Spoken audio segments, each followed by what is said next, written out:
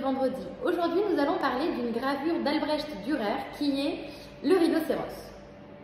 Quand il réalise cette gravure, Dürer a déjà 44 ans, il est un peintre accompli, mais pas seulement peintre.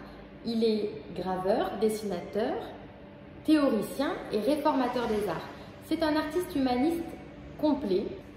En 1510, Dürer abandonne la peinture pour se consacrer entièrement à la gravure. C'est le seul moyen à la Renaissance de diffuser les œuvres à travers toute l'Europe et donc de faire connaître son travail.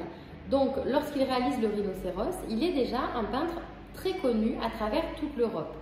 Il est connu grâce à l'exactitude de ses dessins, de ses gravures, à la minutie qu'il y met.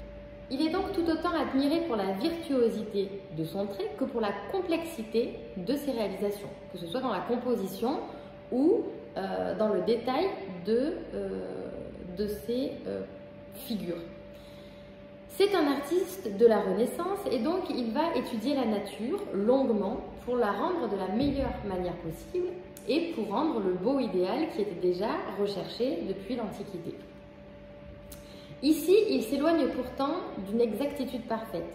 Il faut dire qu'il n'a pas vu le rhinocéros en vrai, qu'il n'a eu qu'un croquis entre les mains qu'un imprimeur lui avait fait parvenir. Ce rhinocéros, il est arrivé en Europe et c'est le premier rhinocéros arrivé en Europe depuis l'Antiquité romaine.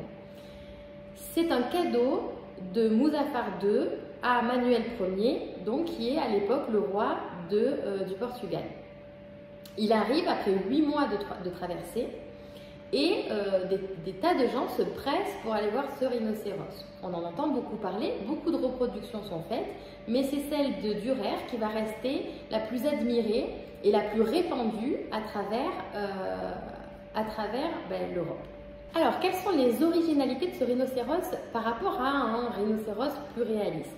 Eh bien, il y a quelques petites différences, notamment cette corne ici, qui est une corne de narval, qui a été placée en haut de son dos, presque à la base de son cou, et il a une queue d'éléphant, que l'on voit juste ici, et enfin sa peau qui ressemble à une armure ou à une peau de crustacé, tandis que ses pattes sont recouvertes d'écailles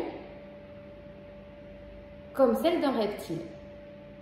Alors, cette carapace qui semble être celle d'un crustacé peut aussi faire penser à une armure de chevalier et on sait qu'à côté de chez Dürer, il y avait une armurerie dont il a fait des croquis d'armure et ces croquis ressemblent très clairement à celles que ce rhinocéros porte sur le dos. Il aurait donc été influencé par son environnement proche.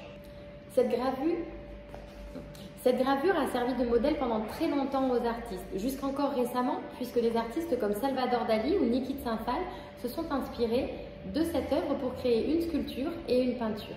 Voilà, j'espère que je vous aurai donné envie d'en savoir plus sur cet artiste fabuleux qu'est Albrecht Dürer et que vous aurez envie d'aller chercher pour en savoir plus. Je vous souhaite une très bonne semaine, une très belle fin d'année et vous dis à la semaine prochaine pour un prochain épisode.